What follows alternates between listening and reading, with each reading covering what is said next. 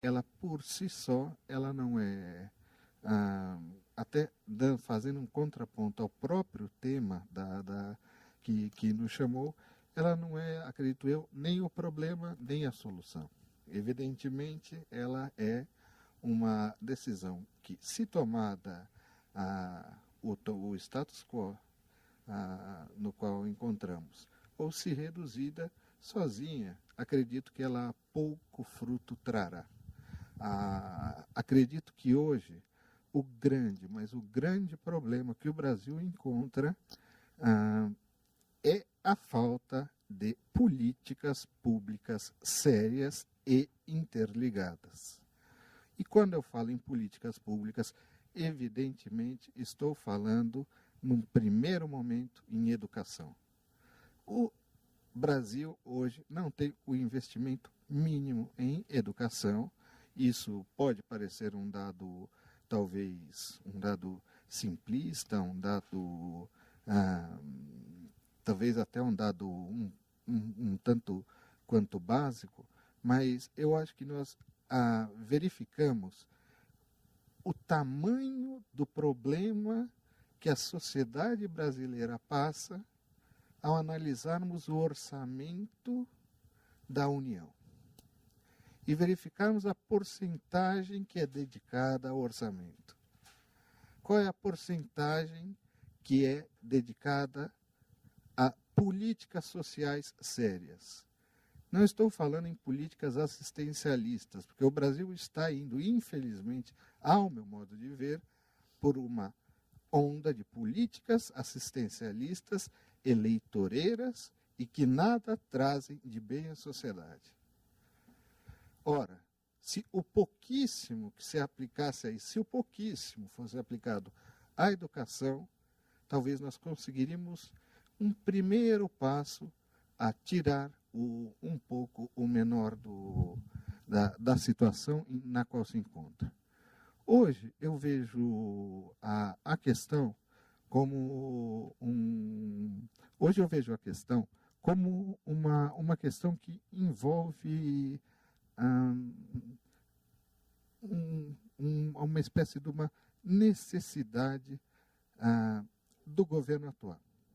Uma necessidade de o governo atuar em frentes interdisciplinares do mais alto grau, envolvendo os mais diversos campos de agir do Estado. Tanto de executivo, tanto de legislativo, tanto de judiciário.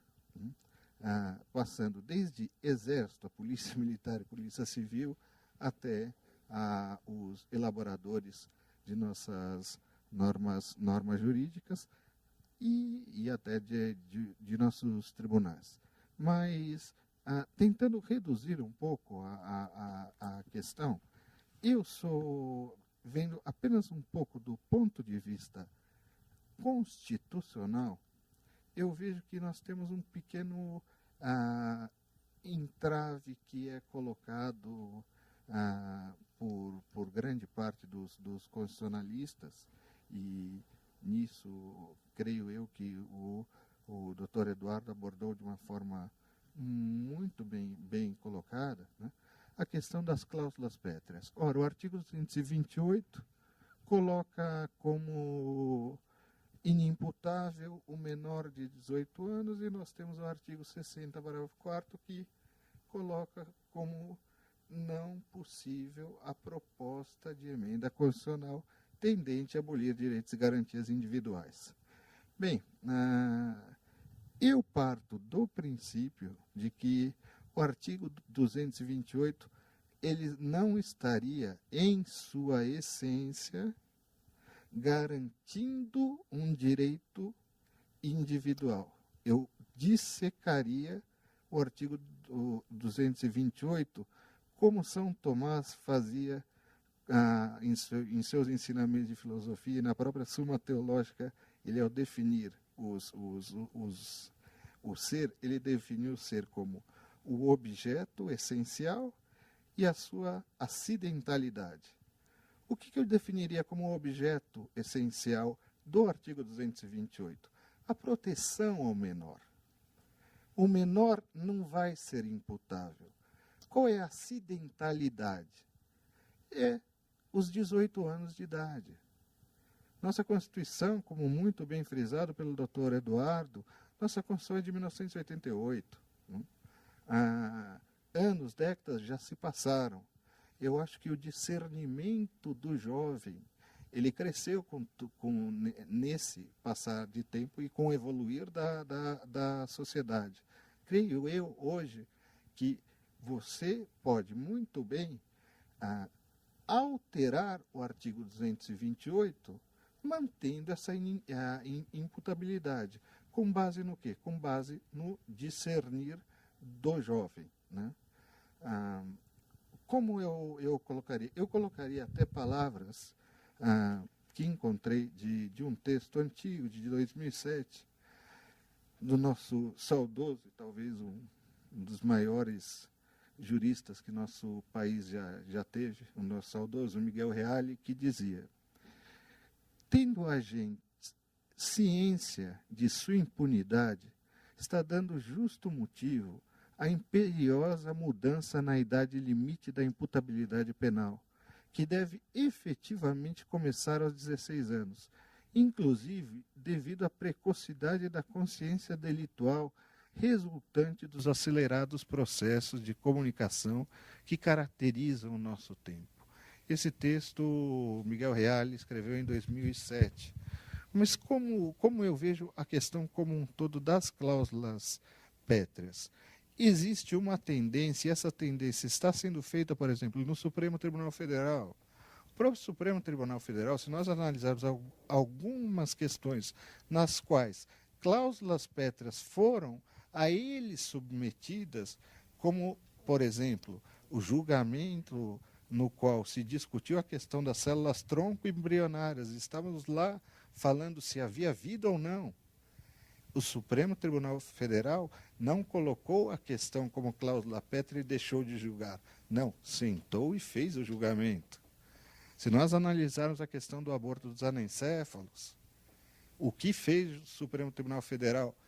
Analisou a questão. Se nós analisarmos dentro do ponto de vista que eu coloquei, da essência da norma e da acidentalidade da norma, se nós analisarmos um direito que é considerado também como um direito que é sujeito, estaria no regime das cláusulas pétreas, que é o direito de se aposentar. Ora, o que foi a emenda 1920, emenda constitucional, que reduziu de 65 para 60 a idade de aposentadoria? Ora, eu continuei com o meu direito de se aposentar. Acidentalmente, o acidental que foi mudado é de 5 anos. Sobre essa perspectiva é que eu vejo que o artigo 228 pode sim ser objeto de uma mudança. Acredito eu, porque essa mudança, em virtude de que hoje, o jovem hoje, e isso eu deixo mais para os senhores que, enfim, dominam muito mais a matéria do que eu, mas acredito que hoje o jovem tem o critério do certo e do errado. Necessariamente, é uma regra absoluta, é um dogma? Evidentemente que não, né? Mas acredito eu que o discernimento do jovem de hoje é um discernimento muito maior.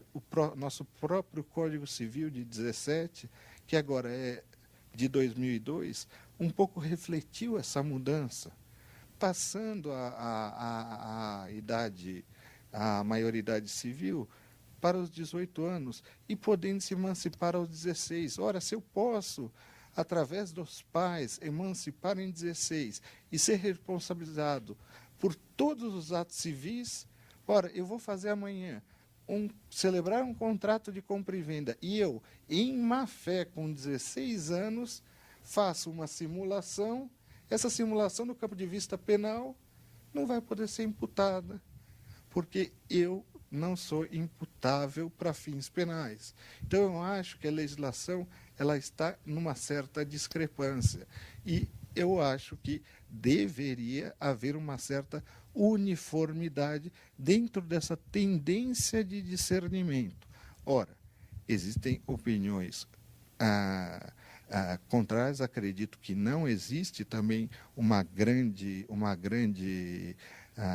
maioria favorável juridicamente a esse tipo de posição, mas eu só termino colocando 2 pontos a pensar. A teoria de Otto Bischoff, que o Dr. Eduardo frisou muito bem. Ora, a Alemanha estava saindo da guerra, a Alemanha estava promulgando a sua primeira Constituição no pós-guerra. Evidentemente que eram uma gama de princípios que estariam em tensão pura, né? Igualmente, em 1988, estavam saindo de um regime militar com a maior Constituição, à época, feita na década de 80. Só para os senhores terem uma ideia, o sistema tributário brasileiro hoje, até hoje, é o maior sistema tributário brasileiro, é o maior sistema tributário constitucional da história. Nenhuma Constituição tem um sistema tributário tão complexo como o nosso. Agora, evidentemente que os princípios vão estar em constante tensão. E Otto Bischoff fala, olha, existem normas constitucionais que podem ser inconstitucionais. O Supremo chegou a analisar essa matéria na década de 90 e a repeliu. Mas qual é a tendência do Supremo hoje? Hoje o Supremo, muitas das coisas que no passado, que eu digo em décadas, ele tenha repelido, hoje ele está reanalisando. Hoje o Supremo está sendo revisitado, como se diz hoje em dia. E já que, e com isso eu termino, doutor, já que por uma análise das próprias pesquisas, se o povo analisar, se a sociedade tem se posicionado em mais de 90% a favor da redução da maioridade, ora, não seria talvez isso, é uma pergunta que eu coloco e deixo aos senhores, não seria talvez justo, né, pelas vias legais, normativas, constitucionais, invocar um plebiscito para ver se ela está favorável ou não e a partir daí ver o que fazer? Não seria uma uma manifestação democrática por parte dos entes governantes? E com isso eu termino, agradeço. Muito obrigado pelas suas palavras, Rogério Gandra, trazendo aqui luzes ao nosso debate. E eu passo agora a palavra à doutora Berenice Janella, ex-presidente da Fundação Casa, e fazendo uma pergunta para a doutora Berenice, que tem lidado tanto com a efetividade da medida de internação. A medida de internação, doutora Berenice, não é uma espécie de punição? Uma pergunta que eu vou deixar para a senhora. E uma outra pergunta, depois para os colegas.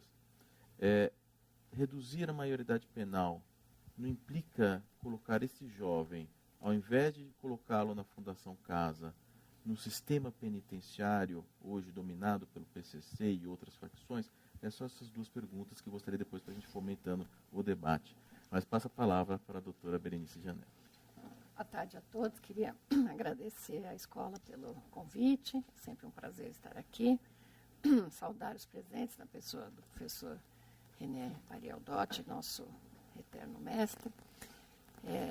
Bom, eu vou me abster dos comentários da questão jurídico-constitucional, porque acho que já foram colocadas. Eu gostaria de trazer um ponto de vista mais de quem lida ou lidou durante 8 anos diariamente com esses jovens, né? Pergunte para qualquer jovem se ele acha que a medida de internação não é punição, que ele vai negar, né? A medida de internação é efetivamente uma punição, como é a liberdade assistida, como é a semi-liberdade, qualquer uma das medidas socioeducativas, elas representam sim uma punição no sentido de restrição de direitos maiores ou menores, né? No caso da internação, uma restrição absoluta do direito de ir e vir e do direito da convivência com a sua família de maneira de maneira cotidiana. Então, há efetivamente uma punição, mas a gente não pode esquecer que a medida socioeducativa, ela é punitiva, mas ela tem um caráter pedagógico, né? E é isso que distingue o direito da criança e do adolescente do direito penal, né? Eu acho que a gente precisaria enfatizar algumas questões que me parecem bastante importantes no nosso dia a dia. Primeiro, é óbvio que o jovem com 15, 16 anos sabe que matar não pode, que roubar não pode. Ele tem essa visão. Aliás, ele tem com 12, com 11, enfim. O que a maioria dos psiquiatras colocam é que ele, embora saiba que isso é errado, ele ainda não tem mecanismos cerebrais suficientes para se contrapor a isso. Quer dizer, ele age muito mais por impulso, né? Ele ainda não tem todos os seus freios formados, então ele age muito mais de maneira impulsiva, inconsequente do que um adulto, né? Então, não é que ele não entenda que isto é crime, não é que ele não saiba que isto é errado. Ele sabe que é errado, mas às vezes ele não tem mecanismos ainda de maturidade suficientes para se comportar de maneira a não praticar o ato infracional. Ou se comportar de maneira a não ser influenciado pela turma com quem ele saiu, que são situações que a gente vê diariamente, sai os colegas, sai numa balada, aí alguém está armado, enfim, porque hoje, infelizmente, a nossa população está armada, né? E aí alguém resolve fazer uma brincadeira, pratica um roubo, mata uma pessoa, né? O latrocínio, infelizmente, muitas vezes é um roubo que não deu certo, né? E ele acaba sendo punido. Então, acho que o primeiro ponto que eu gostaria de frisar é esse. Ele sabe que é crime, na maioria das vezes ele sabe, mas ele não tem ainda os mecanismos, todos os freios para se contrapor a esta vontade que surge. Isso do ponto de vista médico. Agora, uma outra questão que eu acho importante trazer é que as unidades da Fundação Casa e outros sistemas socioeducativos no Brasil, hoje, são infinitamente melhores do que as prisões, né? Tem muito menos lotação, o ECA é uma lei que exige do gestor do sistema socioeducativo muito mais do que a lei de execução penal exige do gestor do sistema penitenciário, né? Então, nós, gestores, somos o tempo inteiro cobrados, né? Que tem a educação, que tem educação profissional, que tem esporte e tal, e isso efetivamente acontece. Um jovem hoje na fundação, ele acorda às 5h30, 6 horas da manhã, ele tem escola, tem o ensino formal, que é fornecido pela Secretaria Estadual de Educação, ele tem cursos de educação profissional, ele tem esporte, ele tem atividades de cultura, tem atendimento com psicólogos, assistentes sociais, coisas que no sistema prisional a gente não vê, e não vê em São Paulo e não vê no resto do Brasil, né? Então, se esse jovem tem uma chance de se recuperar, né? Na minha experiência, diariamente, eu aprendi que a gente tem que acreditar em cada um deles, né? Porque a gente já viu jovens para os quais a gente não via esperança nenhuma se recuperarem, por N razões, porque encontrou alguém com quem ele conseguiu ter um laço de afetividade que eventualmente ele não tinha com a família, encontrou um educador que conseguiu falar, tocar o coração dele, nós conseguimos trazer a família dele de volta e essa família se reinventou, se redescobriu, enfim. Então, eu acredito que é possível a recuperação desse jovem. Se ela é possível, ela é muito mais possível no sistema socioeducativo do que no sistema penal, isso indiscutivelmente. E acho até, pelo próprio fato de que ele está numa fase ainda de desenvolvimento, é muito mais fácil de trabalhar com ele. Ele é mais difícil porque ele é mais inconsequente, mais impulsivo, né? Acho que se você conversar com um funcionário da fundação e um funcionário do sistema prisional, às vezes eles preferem trabalhar no sistema prisional, né? Porque o jovem, ele tende a ser mais agressivo, enfim, ele tem menos freios. Mas é mais fácil, até porque ele está numa fase de transformação, ele é mais fácil de ser recuperado, de ser tratado, de ser ressocializado. Então, acho que essa questão é bastante importante. E eu gostaria de fazer um contraponto à manifestação do Dr. Campos. o jovem, ele não é que ele não acha que ele não está sendo punido. Muitas vezes ele toma a frente do crime porque ele quer aparecer para aquela comunidade a qual ele pertence. A gente vê isso com muita frequência do jovem querer aparecer porque ele quer subir no mundo do crime, né? E ele precisa mostrar que ele tem mecanismos, que ele tem força, que ele tem coragem para praticar determinados atos, né? Então, muitas vezes, ele toma a frente do ato, né? E às vezes as pessoas falam, ele era o mais violento, muitas vezes porque ele quer demonstrar isso e quer entrar para o mundo do crime dessa forma, né? E óbvio que o adulto se aproveita dessa situação. Acho também que a questão da educação e da saúde, o Brasil deve muito a essa juventude, né? Acho que nós temos lá 94% dos jovens que estão na Fundação Casa têm uma defasagem escolar, uma defasagem de idade séria importante, né? A grande maioria dos jovens que estão conosco tem entre 15 e 17 anos e a grande maioria ainda está no ensino fundamental, na terceira série, na segunda série, quer dizer, tem uma defasagem escolar importante. Mais de 50% deles já abandonou a escola antes de ingressar na fundação.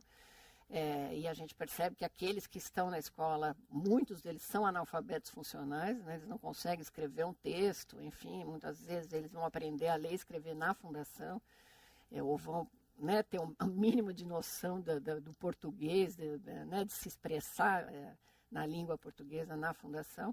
Então, acho que nós ainda devemos muito a essa juventude, né? Eu gostaria que nós, brasileiros, antes de pensarmos em punir mais gravemente os jovens, nós pensássemos em dar-lhes melhores condições de progredir, né? A gente vê lá na Fundação que às vezes o jovem entra num estado deplorável, né?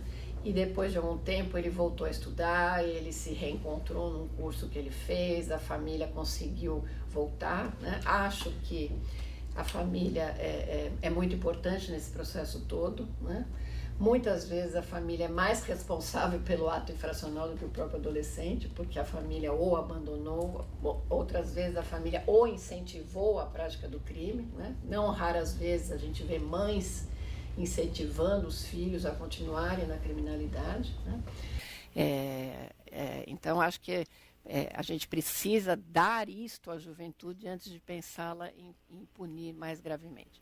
E chamo a atenção para um fato que a mídia encobre, né? Porque, na verdade, quando acontecem esses crimes bárbaros, né, de latrocínio, esses homicídios que causam grande comoção, ficamos todos com a impressão de que esses crimes são praticados todos os dias, a todos os momentos, por todos os jovens.